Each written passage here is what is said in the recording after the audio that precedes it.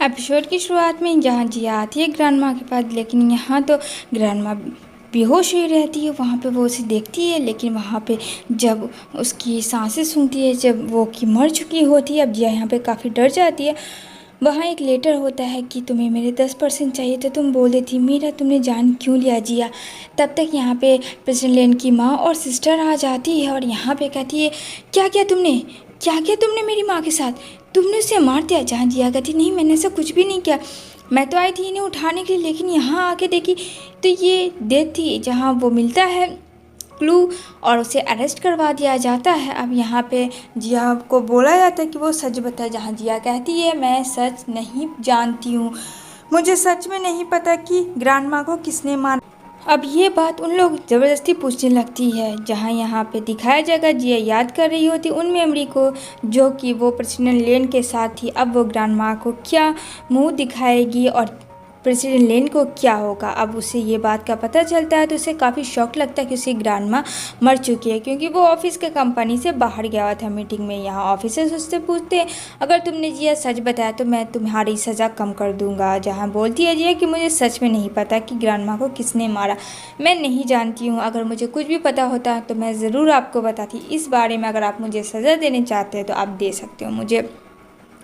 तभी यहाँ पे प्रेसिडेंट लेन आता है और उसका बेल करवाता है। जहाँ जिया कहती है तुम यहाँ क्यों आए। जा काफ़ी दिनों के बाद वो जेल में रह के बाहर आती है तो उसकी रोशनी बहुत ज़्यादा पड़ती है। यहाँ पे वो बोलता है कि यहाँ मुझे तुमसे कुछ बातें करनी है। यहाँ पे वो कहती है कि तुम क्या सोच रहे हो। यहाँ पे वो बोलता है लैन की क्या गलती थी मेरी, मैंने तो तुमसे सच्चा प्यार किया था और तुमने क्या किया जिया, तुमने मेरी ग्रैंडमा को ही मार दिया था। तुम्हें पता है ना ये कॉन्ट्रैक्ट मैरिज सिर्फ मैंने ग्रैंडमा की वजह से किया था।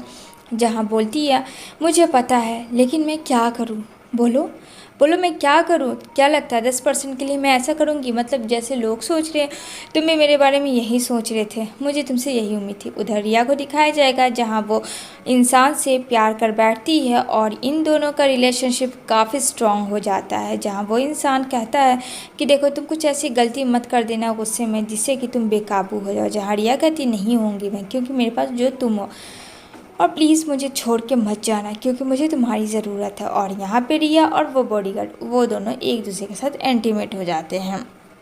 दूसरी तरफ दिखाने को मिलेगा जहाँ रिया काफ़ी ज़्यादा अट्रैक्ट हो रही होती है उसके तरफ। यहाँ पे फ्यूनरल पे आती है जिया प्रेसिडेंट लेन के घर। अब यहाँ पे जिया उसे सॉरी बोलती है, लेकिन यहाँ पे लैन जो है वो उससे बात नहीं करता है। जहाँ जिया को लगता है कि वो वहाँ से चली जाए, शायद वही सही होगा। यहाँ पे वो कहता है अगर तुम्हें प्रॉपर्टी चाहिए थी तो तुम एक बार मुझसे कह देती, मैं तुम्हें पूरा प्रॉपर्टी दे देता। लेकिन जिया जैसी वो बाहर जाती है जहाँ टैंक को देखती है जो कि फाइनली अब अपने पैरों पे खड़ा हो चुका था, ये देख के काफ़ी खुश हो जाती है कि तुम सही हो गए हो मैंने तो यकीन नहीं किया तुम अपने पैरों पे चल के आ रहे हो। यहाँ टैंक कहता है हाँ मैं चल के आ रहा हूँ और मैं ये सब सिर्फ तुम्हारे लिए कर रहा था। जहाँ वो बहुत खुश होती है टैंक को देखकर कि चलो वो अपने पैरों पे खड़ा है। यहाँ पे कहती है चलो हम लोगों को यहाँ से चलना चाहिए। यहाँ पे कहता है हाँ मैंने सुना प्रेसिडेंट लैन की ग्रैंडमा के बारे में, तो कहती है हाँ, लेकिन यहाँ पे फ्रेंड जिया को वो घसीटता हुआ लैन लाता है और कहता है तुम इस तरीके से टैंक के साथ नहीं जा सकती हो क्योंकि तुम मेरी वाइफ हो। यहाँ पे वो बोलती है मैं तुम्हारी वाइफ थी पर अब नहीं हूँ, तुम इस बात को समझो, मैंने तुमसे दूरियाँ बना लिया है प्रेसिडेंट लैन, तो अब हम दोनों के लिए दूरियाँ ही सही है। प्लीज़ इन सब चीज़ों पर मैं तुमसे फ़ाइट नहीं करना चाहती हूँ। दूसरी तरफ वो अपनी फ्रेंड से मिलने के लिए बुलाती है जहाँ वो बोलती है सिचुएशन ऐसी ऐसी है। अब यहाँ पे उसकी फ्रेंड बोलती है जस्ट चिल, मुझे लगता है प्रेसिडेंट लेन को एक मौका और देना चाहिए जिया तुझे। जहाँ जिया हंसती है और कहती है क्या सच में। यहाँ पे वो बोलती है हाँ सच में, एक बार तू उसे ट्राई कर। दूसरी तरफ टैंक के बारे में प्रेसिडेंट लेन पता कर रहा होता है कि उसका इंटेंस क्या है और यहाँ पे रिया के बारे में भी वो पता कर रहा होता है जहाँ उसे कुछ मालूम होता है अपनी ग्रैंडमा के अकॉर्डिंग। कहता ठीक है मैं आ रहा हूँ। तभी यहाँ पे आ जाता है टैंक और यहाँ पे प्रेसिडेंट लेन कहता है अच्छा तो तुम आ गए, वैसे तुम क्या चाहते हो मुझसे, और जिया से दूर रहो, मैं नहीं देख सकता हूँ तुम्हारे और जिया के रिलेशनशिप को क्लोज। जहाँ वो कहते हैं कि मुझे सब पता है, तुम दोनों का फेक मैरिज है, आई नो डैट। तो इस हिसाब से वो तुम्हारी वाइफ नहीं हुई, चलो अब हटो यहाँ से।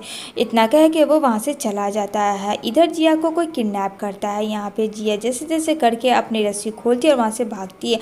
यहाँ पे प्रेसिडेंट लैंग और टैंग दोनों आते हैं ढूंढने के लिए। यहाँ पे वो बोलता है कि देखो दोनों एक तरफ रहेंगे तो खोज नहीं सकेंगे, लेकिन यहाँ पे सेल्फ कॉन्फिडेंस जिया खुद है फ्रेंड कि वो खुद उस गुंडे को मारती है और वहाँ से 9-11 हो जाती है।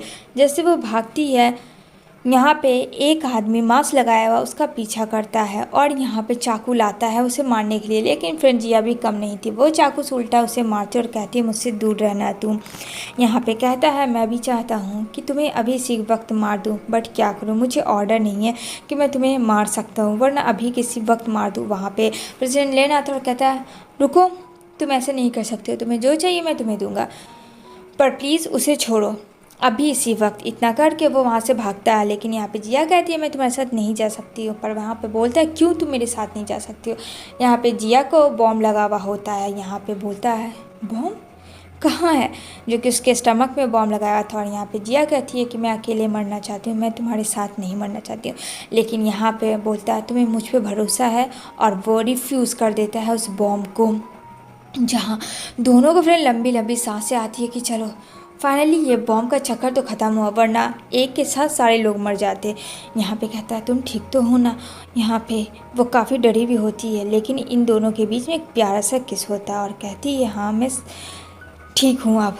तभी यहाँ पे आता है टैंग और उसे हटाता है। कहता है तुम्हारी हिम्मत कैसी हुई इसे किस करने की, अब ये मेरी वाइफ है और फेक मैरिज का रिलेशनशिप तुम अब ख़त्म करें, वरना मैं पूरी मीडिया के सामने ये बात रिफ्यूज़ कर दूंगा। फिर मुझे मत कहना कि टैंग ने ऐसा कर दिया। जहाँ बोलती है जिया तुम्हें ऐसा नहीं करना चाहिए था टैंग, तुम्हें पता है ये सब चीज़ बहुत गलत है। तभी यहाँ पे बोलता है कि मुझे अब तुमसे शादी करनी है, लेकिन वहाँ से जिया चली जाती है क्योंकि जिया को ऐसा लग रहा होता है कि वो टैंग से नहीं लैन से लव कर चुकी है। इधर हॉस्पिटल जाती है जहाँ उसे पता चलता है कि वो प्रेग्नेंट है। अब यहाँ प्रेग्नेंसी जाहिर सी बात है प्रेसिडेंट लेन के बेबी की है, लेकिन ये चीज़ को वो हाइड रखती है। यहाँ पे सोचती है कि ये बात बताना सही नहीं होगा।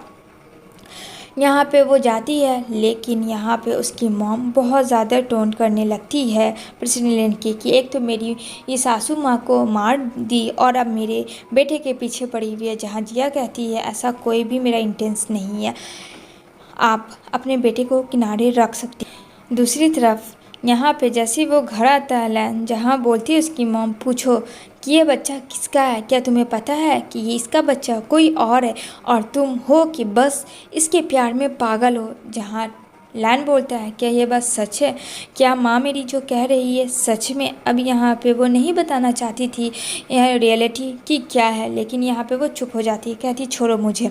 यहाँ पे वो कहता है नहीं मैं तुम्हें इस तरीके से नहीं छोड़ूंगा, मुझे सच जानना। जहाँ टैंग आता है और कहती है ये बच्चा तुम्हारा नहीं टैंग का है, और यहाँ पे टैंग बोलता है ये मेरी होने वाली वाइफ है, सॉरी आप लोगों को कोई गलतफहमी हुई। इतना करके वो वहाँ से लेके चला जाता है। जहाँ प्रेसिडेंट लैन को काफ़ी ज़्यादा शॉक लगता है कि ये कब और कैसे हुआ। दूसरी तरफ रिया को दिखाया जाएगा जो कि इंजॉयमेंट कर रही होती है बॉयफ्रेंड के साथ अपने, और यहाँ पे वो हमेशा डरता है कि इसका गुस्सा बहुत ख़राब है तो कहीं इसके गुस्से से कुछ ऐसा ना हो जाए। ये वही इंसान होता है जो कि रिया ने हायर किया हुआ होता है, लेकिन वह मांस वाला आदमी उसे पकड़ता है और पकड़ के वो बोलता है कि तुम्हें किसने कहा था मारने के लिए प्रेसिडेंट लैन और जिया को। तभी यहाँ पे वो भागता है और यहाँ प्रेसिडेंट लैन आता है और कहता है ये रहा पैसे, तुम्हें जितने पैसे चाहिए मैं तुम्हें दूंगा, लेकिन तुम्हें सच बताना होगा। जहाँ वो आता है और कहता है ठीक है बॉस, मैं तुम्हें सब कुछ सच बताऊंगा कि तुम्हारे मर्डर जो हुआ है ग्रैंड माँ का वो किसने कब करवाया। लेकिन वो इंसान जैसे ही लैन को मारने वाला होता है जिया आके उसे बचा लेती। जहाँ लैन कहता है तुम हमेशा मुझे प्रोटेक्ट करती हो, उस रात भी तुमने मुझे प्रोटेक्ट किया था और आज तक तुमने ये बात को मुझसे राज रखा।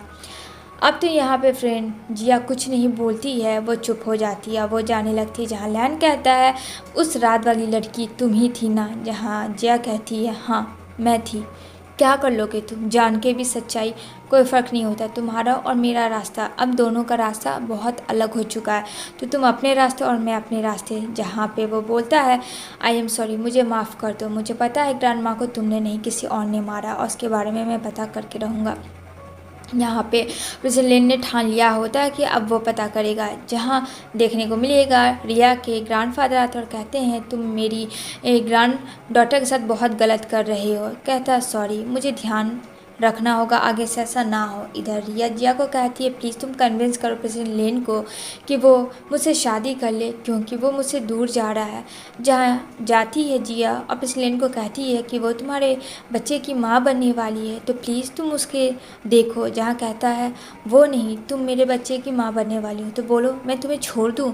वो झूठ बोल रही है, क्योंकि प्रिंसेस लेन को उसके बारे में सारी सच्चाई पता चल जाती है। जहाँ रिया आती है और यहाँ पे वो बोलता है तुमने ऐसा क्यों किया। जहाँ रिया कहती है मैंने ऐसा क्या किया। यहाँ पे वो बोलता है तुमने मेरी ग्रैंड माँ को मारा और तुमने ही उस दिन आदमी को मरवाने के लिए भेजी थी, और उस रात तुम जिया से एक्सचेंज हो गई थी। जहाँ जिया भी हिम्मत के साथ आती है रिया के साथ और कहती है कि वो लड़की सेव करने वाली तो मैं थी, तुम तो नहीं थी, और ग्रैंड माँ को तुमने बहुत ही आसानी से मार दिया और नाम मेरा लगा दिया कि मैं प्रॉपर्टी के लिए ये सब कर रही हूँ। जहाँ रिया कहती है अच्छा तुम्हें सच्चाई पता चल गई है। अब वहाँ उसके बॉयफ्रेंड को लाता है। जहाँ बॉयफ्रेंड को लाने के बाद यहाँ पे प्रिंसेस लेन कहता है अगर तुमने सच नहीं कहा तो इसे मार डालूंगा। जहाँ रिया कहती है मुझे इस लड़के को नहीं पता कि ये लड़का कौन है, उसे साफ इनकार कर चली जाती है। जहाँ उसका बॉडीगार्ड कहता है तुम जैसी लड़की कभी किसी के नहीं हो सकती हो। यहाँ पर वो बोलती है हाँ मैंने किया, क्या कर लोगे, क्योंकि मैं ऑर्फेंस की थी और असल वारिस तो जिया तुम हो। ये बात सुनते ही उसके दद्दू को भी पता चल जाता है कि रिया नहीं बल्कि जिया फैमिली की वारिस है, और यहाँ पे रिया नाटक कर रही होती है। यहाँ पे वो कहता है तुमने मुझे धोखा दिया, हटो यहाँ से। यहाँ जिया को जाता है और सॉरी कहता है। यहाँ पे प्रेसिडेंट लेन की मॉम और उसके सिस्टर को कुछ नहीं पता चल रहा था कि ये सब क्या हो रहा है। यहाँ पे प्रेसिडेंट लेन जिया को एक्सेप्ट करता है और कहता है ये मेरी वाइफ है और आप इनसे अब दूर रहें। जहाँ ग्रैंडफादर आके सॉरी बोलते हैं और जिया को कहते हैं तुम मेरी इकलौती वारिस हो जिया फैमिली की। रिया कहती है हाँ मैंने ये सब किया क्योंकि मैं ऑर्फेन से थी और सब लोग तुम्हें ही प्यार करते थे, इसलिए मैंने ये स्विच अप किया। और इसी तरीके से प्रेसिडेंट लेन जो है रिया को अरेस्ट करवा देते हैं और सब लोग हंसी खुशी मिलकर रहने लगते हैं।